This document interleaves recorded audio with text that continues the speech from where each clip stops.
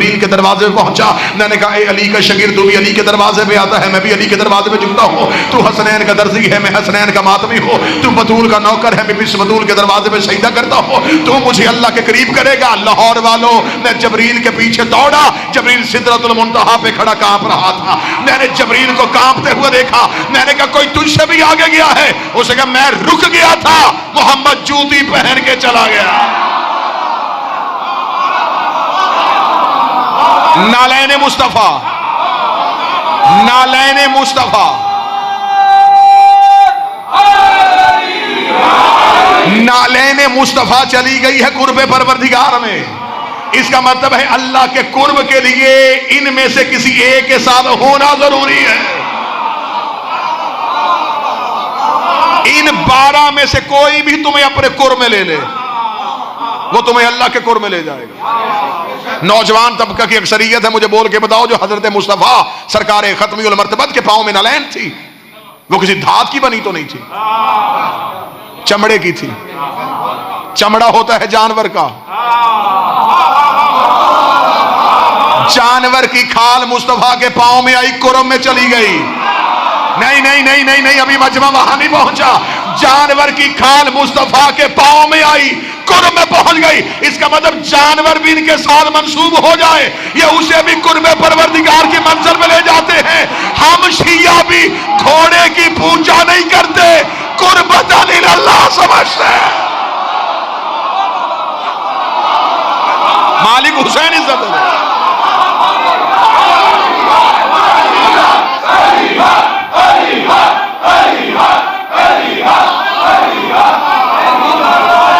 मौला हुसैन इज्जत अता फरमाए सरकार। हम भी घोड़े को जानवर समझ के पूजा नहीं करते, हम भी जुल्जना पे हाथ लगाते हैं, कुर्बतन इलल्लाह। तू है जो हमें अल्लाह के कुर्ब में ले जाएगा। गुफ्तगू अगर जुल्जना पे होती तो यहां फजाइल के इतने दरवाजे खुल रहे थे। क्या बताऊं, करबला में इंसान हुसैन से हटे तो हमेशा के लिए गारत हो गए, जानवर मंसूब हुआ हमेशा के लिए मुअज़्ज़द हो गया।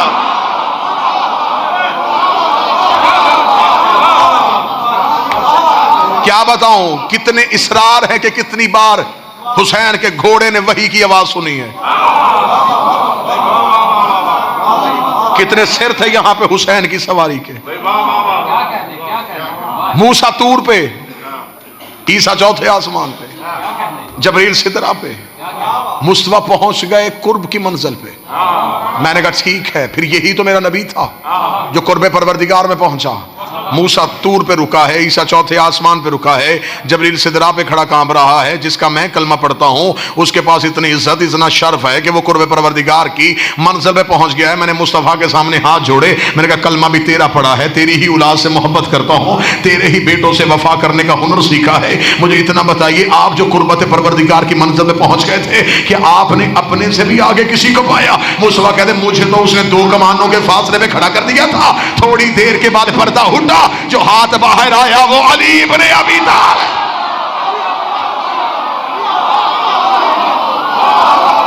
इसका मतलब है कि कुर्ब परवरदिगार पाने के लिए अली का होना जरूरी है।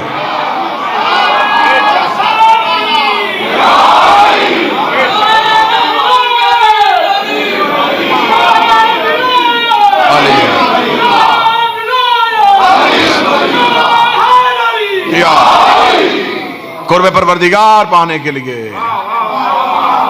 इनका वसीला जरूरी, इनके बगैर तो वो मिलता ही नहीं। अला कुल्ले शैन कदीर है, चाहता तो सीधा दिलों पे कुरान नाज़िल कर सकता था। उसे किसी से मशवरा करना था, किसी से पूछना था, सीधा हमारे दिल पे कुरान नाज़िल करता, हमें अहकामात का पता चल जाता। उसने हमें सीधा कुरान नहीं दिया, उतारा किसी पे, समझाया किसी को। हमारी फितरत में रख देता उसे मानना, हम दुनिया में आते आते ही सजदा कर देते। उसने हमें काबिल हदायत के लिए मोहताज नबी किया। मेरे मालिक तूने हमें इंसानियत अशरफुल मखलूकात से मुरस्सा किया था, तो मेरे मालिक तू हमें अपनी हाकमियत मनवाने के लिए हमारी खिलकत, हमारी जबिल्लत, हमारी फितरत में रख देता कि हम तुझे माने। मेरे मालिक तूने हमें मोहताज क्यों किया? पर मैं तुम्हें समझाने के लिए कि जब मैं इनके बगैर तुम तक नहीं आता तो तुम्हारी इबादत इनके बगैर कबूल कैसे करूं?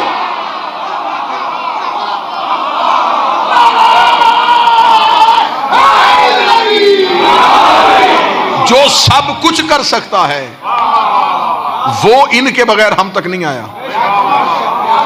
हम तो कुछ भी नहीं कर सकते, तो हमारी इबादत इनके बगैर कबूल कैसे करें?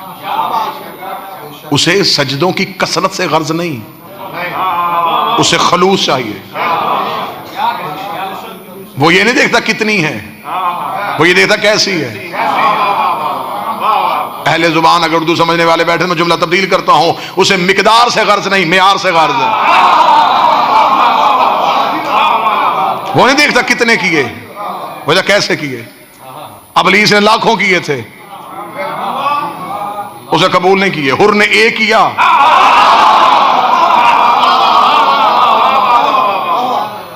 अच्छा अबलीस के सजदों में और हुर के सजदे में फर्क क्या था? वो करीब रह के भी कुर्ब को ना समझ सका। वो फरिश्तों में बैठा था लेकिन कुर्ब परवरदिगार को ना समझ सका। उसने कहा सिर्फ तुझे मानूंगा, कुर्ब को नहीं मानूंगा। क्या कहा था उसने? उसने ये कहा था, उसने कहा मैं नमाज पढ़ूंगा तेरे लिए। वो उस रास्ते से कम मुनकर हो गया। उसने कहा कुर्बतन नहीं, सिर्फ तुझे मानूंगा। फरमा मुझे ना मान, कुर्बतन इल्लल्लाह के रास्ते से आ। मुझ तक आने के लिए एक ही रास्ता है, कुर्बतन इल्लल्लाह। अगर तू चाहता है मुझ तक आना तो अच्छा मुझे बता, तू मुझे मानता है? कहता मानता हूं। फरमा फिर ये कौन है? कहने लगा मुझे नहीं पता, मुझे नहीं पता ये कौन है। फरमाया फिर लानत नहीं इस इबादत पे जो मुझे मानता है, इन्हें नहीं मानता। तेरी इबादत इबादत नहीं, क्योंकि तू कुर्बत को नहीं समझ सका।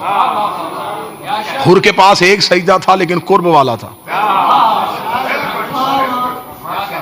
वो डायरेक्ट अल्लाह तक नहीं गया। हां अगर हुर यजीद के लश्कर में रह के भी अल्लाह से माफी मांगता, शायद फिर भी कुर्बत की मंजिल पे ना पहुंच, यकीनन कुर्बत की मंजिल पे ना आता। वो पहले आया इल्लल्लाह पे।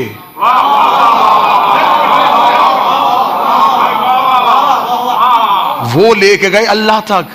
अब पता चला कि हर शिया मस्जिद के साथ इमाम बारगाह क्यों बनाते हैं? यहां अल्लाह है, वहां इल्लल्लाह है।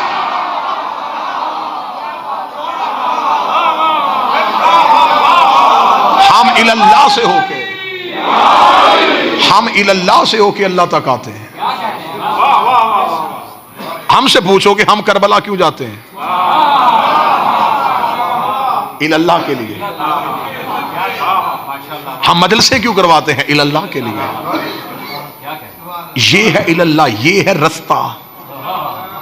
अच्छा रास्ते के यहां एक खासियत है, ये जाता भी नहीं और पहुंचा भी देता है।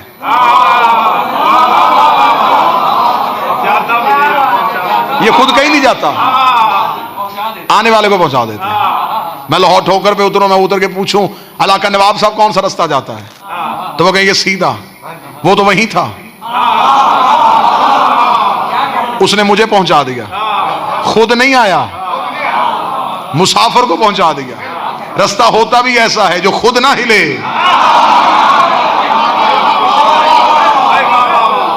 मुसाफिर को पहुंचा दे। और रास्ते की यहां दूसरी खासियत होती है, ये एक वक्त में कई मुसाफिरों को उनकी कई मंजिलों पे पहुंचा देता है। अब पता चला कि अली 40 जगहों पे इफ्तार करने कैसे चले गए। रास्ता होता है इला, ये है इल्लल्लाह, ये है हमें अल्लाह तक पहुंचाने वाले। क्यों? वो दिखाई नहीं देता था। इंसान की फितरत है, इंसान मानने से पहले यकीन करता है। वो नजर नहीं आ रहा था, वो बोल नहीं रहा था, वो गुफ्तगू नहीं कर रहा था, वो कुछ भी। अब उसको मनवाना कितना मुश्किल था।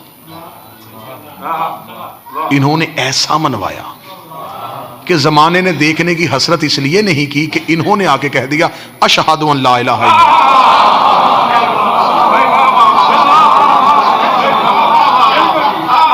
हम कहते हैं कि वो है,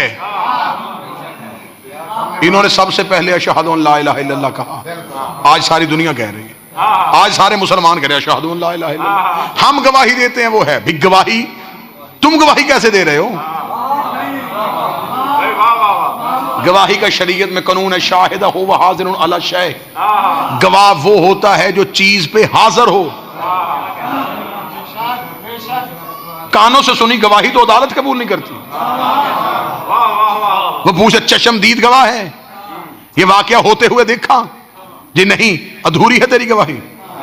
देखा ही नहीं तो गवाही कैसी? तुम सबसे बड़ी गवाही दे रहे हो अल्लाह के होने की, और वो भी अधूरी है। जब तुमने देखा ही नहीं फिर गवाही कैसी? पूरी दुनिया के मुसलमान आंखों के सामने खड़े करो, जब तुमने अल्लाह देखा नहीं फिर गवाही कैसी दे रहे हो? उसने कहा इन्होंने कहा है तो हमने कहा है, फिर मान। इनकी है का नाम तौहीद है।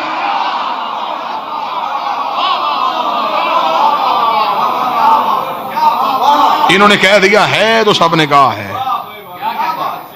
आज पूरी दुनिया इनकी गवाही पे गवाही दे रही है। नौजवान गवाही इन्होंने दी है, बाकी सबने कॉपी पेस्ट किया है। गवाही इन्होंने दी, इन्होंने कहा है, हम सब ने कहा फिर है। जब ये जो कह रहे हैं, फिर ऐसा मनवाया कि हमें ढूंढने की जरूरत भी महसूस नहीं। किसी ने नहीं सोचा कि वो कैसा होगा, इसलिए कि हम उससे सोचने की कोशिश तब करते जब ये समझ में आ जाते। जब उसके नुमाइंदे ही समझ में नहीं आए, वो समझ में कैसे आएगा? उसने कहा पहले इनको समझो। अब दुनिया ने अल्लाह ढूंढने की कोशिश क्यों ना की? क्या कहने, काश दुनिया तौहीद का अकीदा माने इल्लल्लाह के से, तो फिर मजा आए अल्लाह कहने का। मेरे मौला अमीरुल मोमिनीन ने कूफा की मस्जिद में अमीर बैठे हुए थे। मैं कहता हूं कि मेरी पूरी तकरीर का सबसे कीमती जुमला मैं हदिया करने लगा। मौला मस्जिद कूफा के मिंबर बैठे हुए थे, रेत से एक चींटी गुजरी। अली फरमाते हैं कि क्या कमाल है उस परवरदिगार का कि उसने अली को ये सिफ्त अता की है कि मैं ये भी जानता हूं कि इसके दिमाग में अकीदा तौहीद क्या है।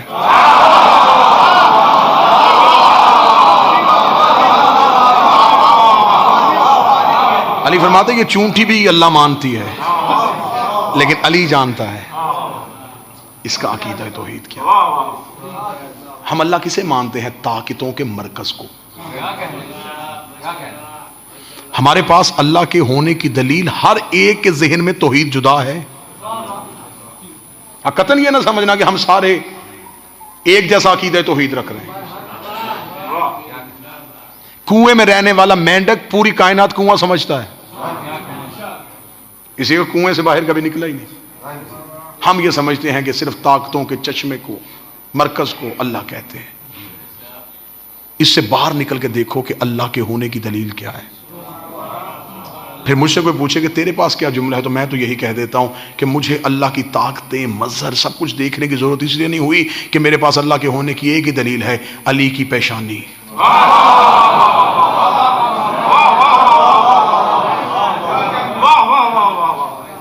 अली के माथे के सजदे का निशान तौहीद का एड्रेस है।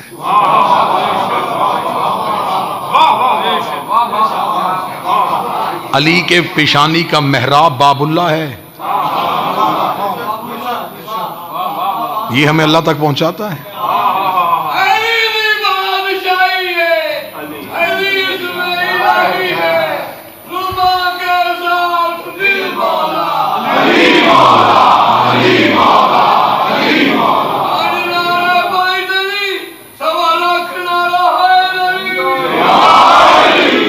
अल्लाह कहां है? अली फरमाते हैं अल्लाह को ढूंढने से पहले अपने आप को ढूंढो। जब तुम्हें अपना आप मिल जाए तो समझ लो तुम्हें अल्लाह मिल गया। फकर की, इरफान की सबसे पहली मंजिल का नाम है जात की पहचान। हर एक ने कहा अल्लाह को पहचानो, अल्लाह को पहचानो, अल्लाह को पहचानो। अली थे जिन्होंने मस्जिद कूफा में कहा पहले खुद को पहचानो। मैं मस्जिद में मजलिस पढ़ रहा हूँ, मफातिउल जनान व बाकियात व सालिहात उठाओ, सहीफा कामिला उठाओ, सहीफा सजादिया उठाओ, मज़हब शिया की मोतबर दुआओं की किताबें उठाओ। सबसे ज्यादा जोर दिया है दुआए मार्फत पे। पहला जुमला क्या है? अल्लाहुम्मा अरफ़नी नफ्सिक, मेरे अल्लाह मुझे मेरी नफ्स की मार्फत दे। पहले मैं खुद को पहचानूं ताकि मैं तुझको पहचानूं। अगर मैंने खुद को ना पहचाना तो मैंने तुझको क्या पहचाना? खुदा ने अपना जात इंसान के अंदर छुपाई है। कैसे? मैं अभी मिसाल से समझा देता हूं। हम अल्लाह ढूंढ रहे हैं सजदों में, हम अल्लाह ढूंढ रहे हैं इबादतों में। पहले हम अपना आप ढूंढे। मैं आपकी मिसाल नहीं दूंगा, मैं खुद अपनी मिसाल देता हूं। मुझे कोई कहे कि तू कहां है, तो आप कहेंगे ये मिंबर पे। ये मिंबर पे मेरा वजूद है, मेरा वजूद। वो जिसका वजूद है वो मैं कहां है?